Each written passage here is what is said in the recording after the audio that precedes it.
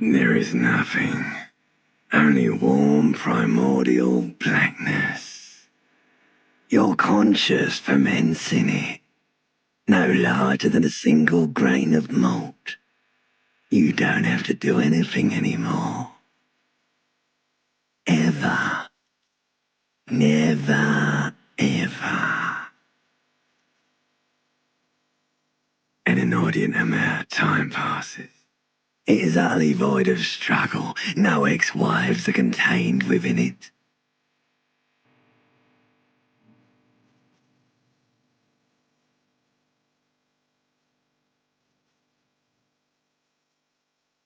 An awareness creeps up on you.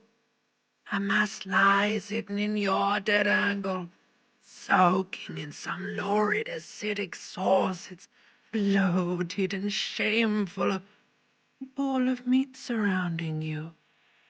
This is a terrible line of questioning, and it will only lead to more awareness of the meat. Ex-love, ex-tenderness.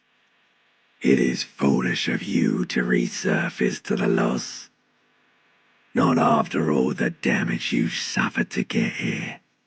Some of it irreversible. Stay. Sail with me through the abyss of pelagic zone. Do you really?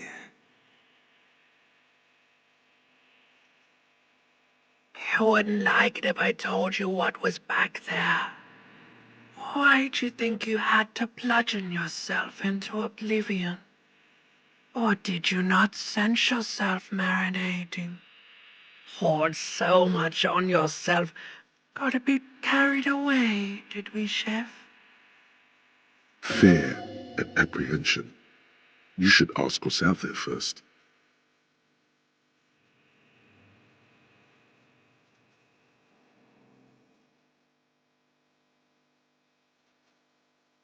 Yes, your one disco mother. Somewhere in the sore, bloated man-meat around you. A sensation. Like a fly to the ointment, your conscience sticks to it. The limbed and headed machine of pain and undignified suffering is firing up again. It wants to walk the desert, hurting, longing, dancing to disco music.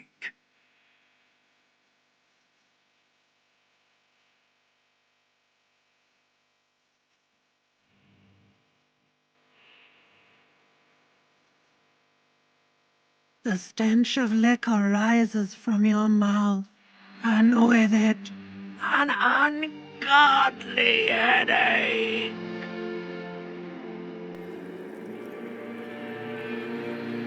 A fiery streak penetrates your skull, trying to force your eyes open. It's a sound, a clarion call from hell. Somehow, you know what it is. Greece can name a motor garage.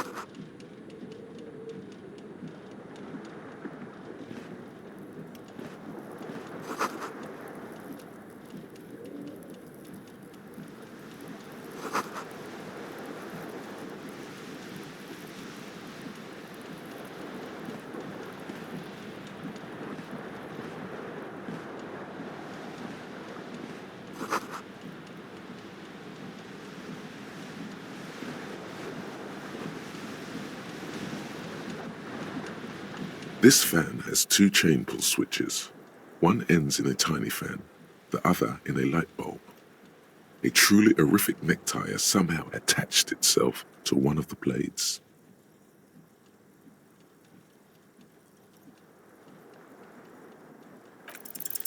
You reach out to grab the tie, but what's this? Diffuse, radiating chest pain. Doom comes over you. This is bad. Feels like sharp stones grinding in your chest and keeping you from moving. For quite a long time. Still ongoing. Now is a good time to start. Finally, the pressure recedes. You find yourself covered in cold sweat and trying not to move, hoping it will keep you from dying.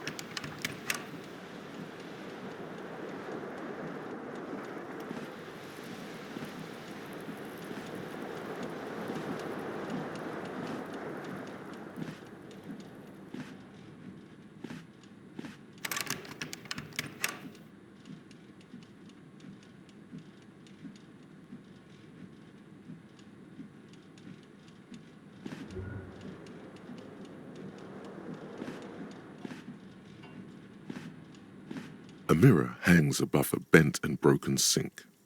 In a fierce discharge of masculine energy, someone has ripped half the faucet off. Was this not the same Elon that founds empires and lays waste to cities? Virile, uncaring towards the little things? Probably not, no.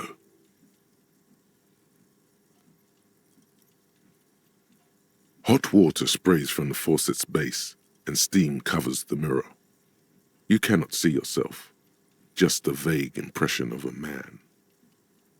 Suddenly, you realize you have no memory of the face that awaits you there, underneath the soft vapor.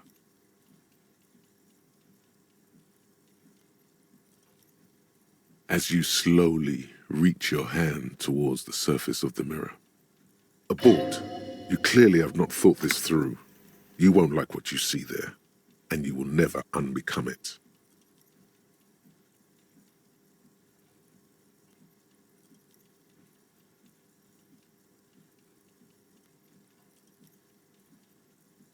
Yeah, there is definitely something wrong with it. Where to even begin? There is the bloatedness, then the swollenness. It's like there's an upholstery of alcohol underneath your skin.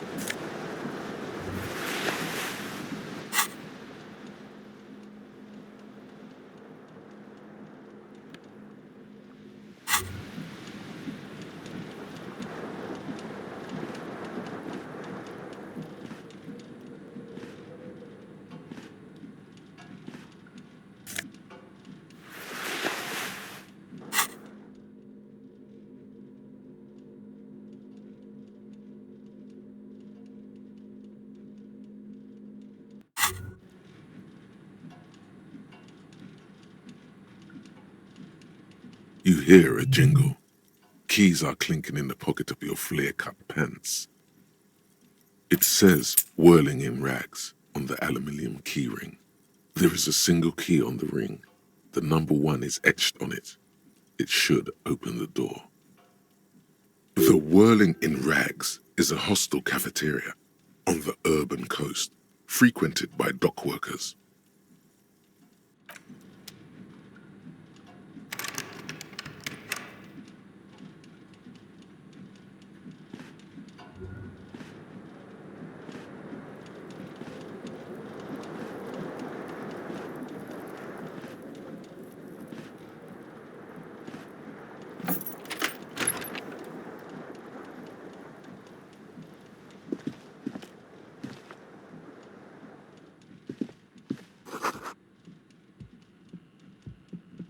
Hello, officer.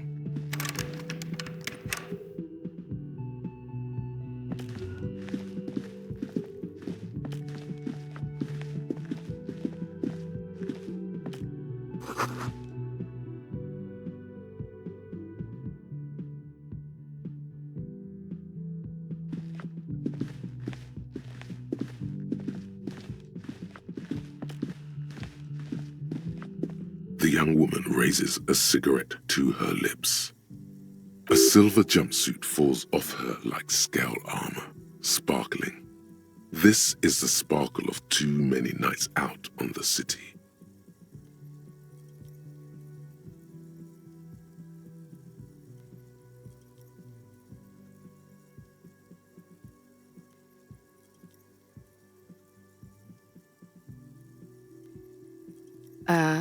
No.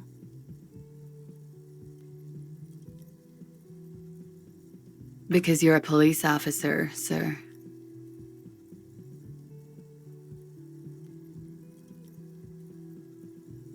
I am, yes. Unless you've been feeding us a set of very well-rehearsed lies all this time. You've been here for 3 days, on official police business, no less. Couldn't say. In truth, so far, mostly drinking. You have no doubt about the drinking, but do you strike yourself as a tight-lipped drunk? She must have heard something.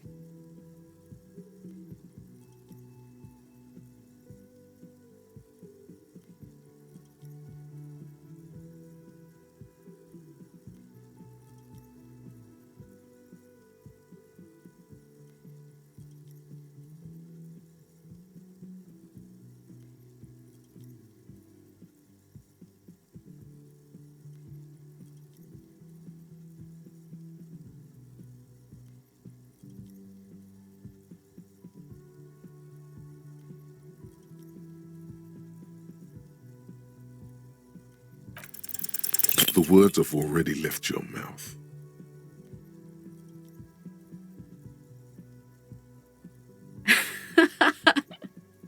What was that? That's not even how words are used. What did you say? Come on, man. Freddie, please. One more time.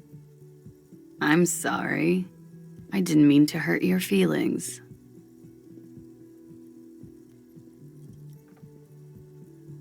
She looks back at you, a light glinting. Goodbye.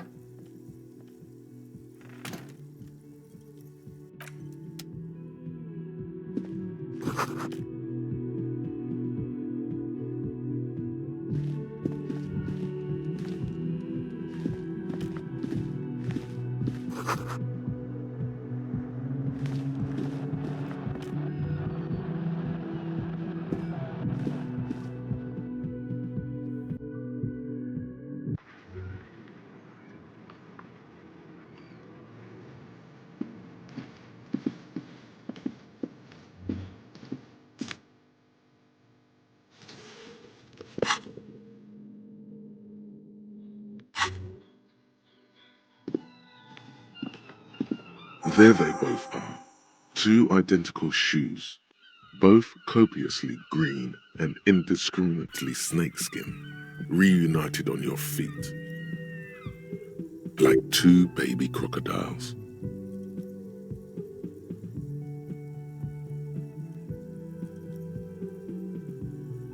It's pretty clear a normal cop is not what you are.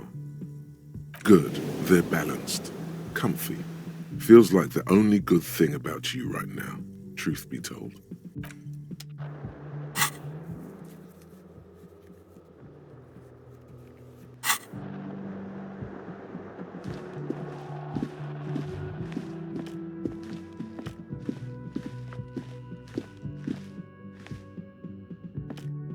You should pick that fat, juicy cigarette butt from the tray, light it up, and smoke the living shit out of it.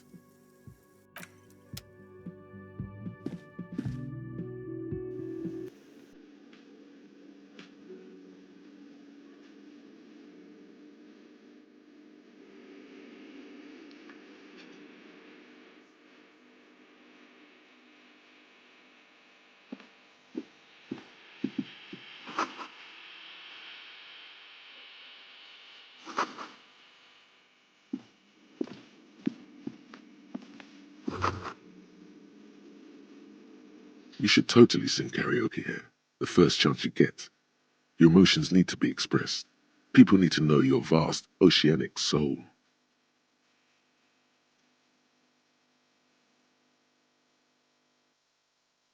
Of course, at this point, precise measurements of your soul can only be performed from the outside.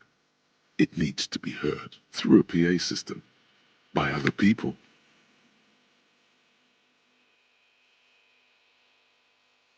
You have not yet stumbled on the right lamentation, but it's out there. It'll come to you. You will wreak havoc with it. Don't worry.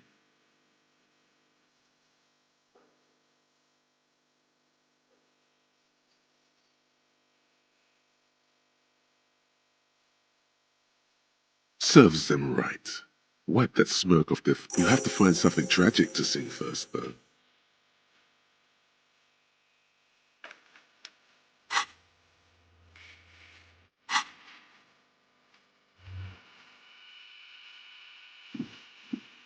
A man in his late 20s stands behind the counter, inspecting a stuffed seabird. As you approach, he gives you a sideways glance, then looks down again. That was disdain in his eyes. Even now he's purposely ignoring you.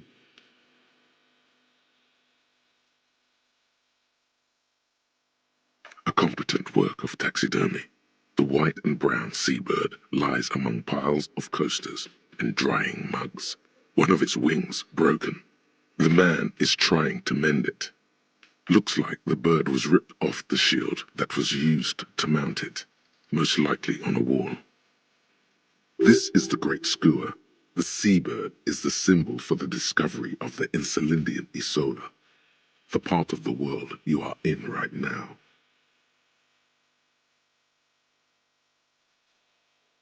The man plucks at the seabird, frowning.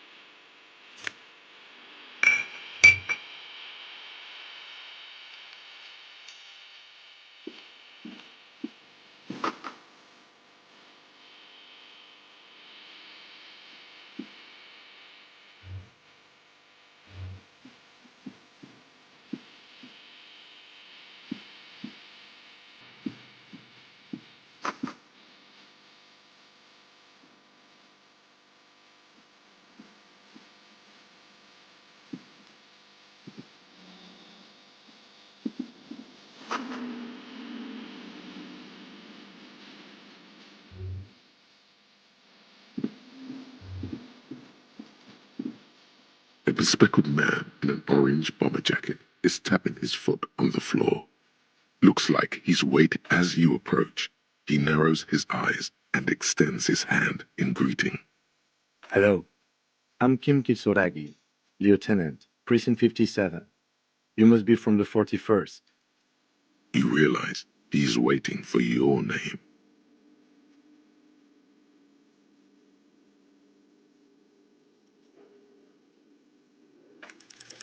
Concentration makes you squint your eyes. Your name should be deep gold and orange, like a forest fire looming on the horizon, but mixed with the stench of liquor rising from your breath. You're 2 steps closer to it, but there are still many to go. Okay, then. It looks like we had a little scheduling error on Sunday. Saturday too, actually. Have you had time to talk to the manager here? What he means is, he has been trying to meet up with you for 2 days, but you have been otherwise occupied.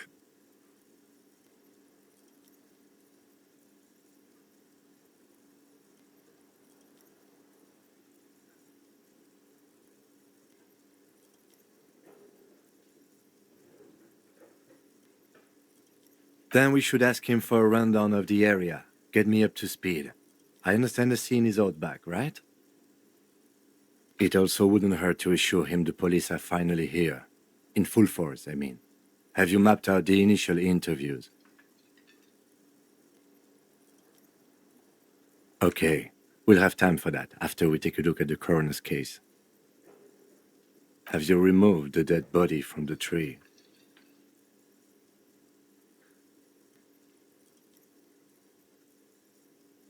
Completely. Does that mean you took the body down from the tree? So, the body is still... This is the first time you detect a weariness in the lieutenant's voice. It is obvious he would have preferred for the body to no longer be in the tree. where it has been hanging for 7 days straight. We should go there as soon as we are done talking to the owner.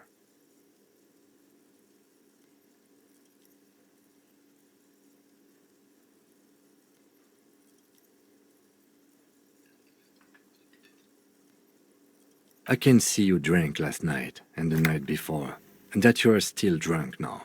But I have seen officers go through worse. Much worse. If you need something for your headache, there is a general store nearby. But as I said, the dead body should be our #1 concern.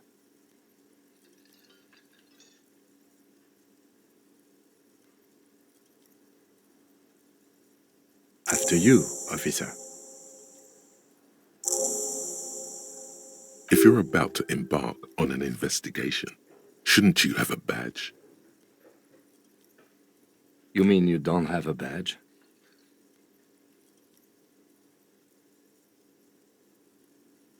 Losing your identification card is a serious matter. My vehicle has a shortwave. You can use it to report your badge missing. I advise you to try to locate it as quickly as possible, but getting the body down should still take precedence. Lieutenant Kitsuragi is now in your party. You can talk to him whenever by interacting with him.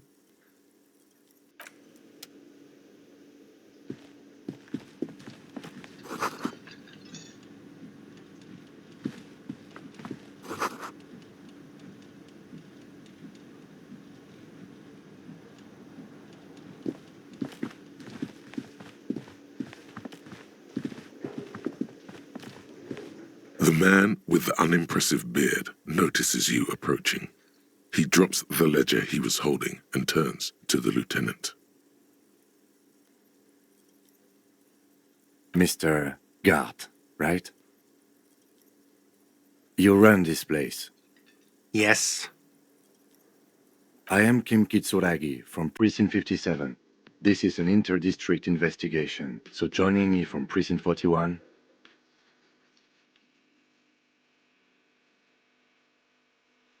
Right. Now, I know it took us a while to arrive at the scene. It also took you a while to call us and report the dead body. It was you who placed the call. No, I only just got here. It was probably Sylvie who called you. She usually works the bar here. I'm only temporarily taking over her duties. Do you have her number? As a matter of fact, I do. You said you just got here. From where? Are you a local? What, of Martinez? No. I live in Jamrock. I only sometimes come here to keep an eye on the place. This is just one of the many, many cafeterias I manage. But you still know your way around, yes? In case we need directions. Yes, I know where some things are, but as I said, I don't live here. I just used to work here. And I'm not going to start working here again, if that's what you think. I didn't imply that. Detective, He probably means this is where you step in and ask your questions.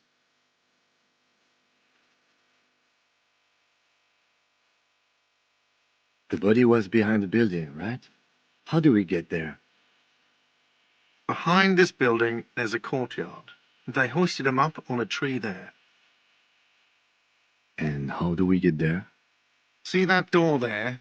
Go out and turn right. There's a big hole in the fence. No need for a key. Just go through that hole and you'll be in the courtyard. Let's go.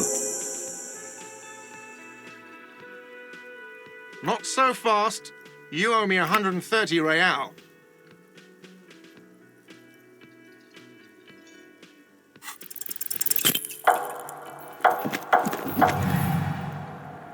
One moment you're running like the wind, then you've suddenly turned around and are giving him the finger, furiously, with both hands. Why?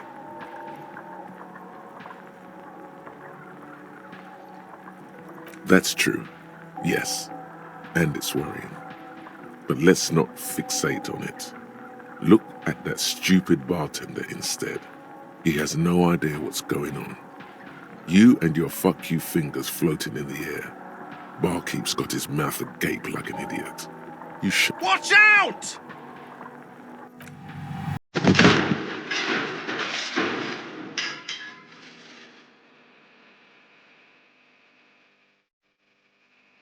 Everything goes dark. Back so soon?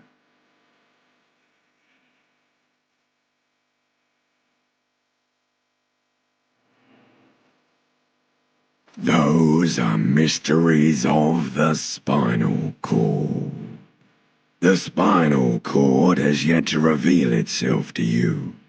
Its mysteries are unholy mystery.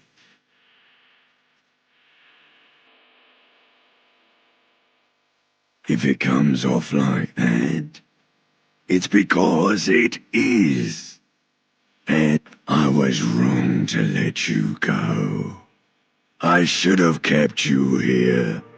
Is it bright where you are? Is it terrifying? Have you felt the love? That is too bad. We all need a little love. Are you okay? No, you have sustained a trauma to your lower neck. In addition, you have strained your left trapezius muscle. Pain surges down your back when you move. The chair took the brunt of it. Don't worry. Are you sure, ma'am? Yes. Check on him. Sir, I didn't mean for this to happen. I'm sorry. This has always been a cop-friendly place. The drinks are on the house, okay? There were a lot of drinks on the tab. I still have to charge you for 3 nights and the broken window, though. That's 100 square. He's shaken. Barter now and he'll cave in.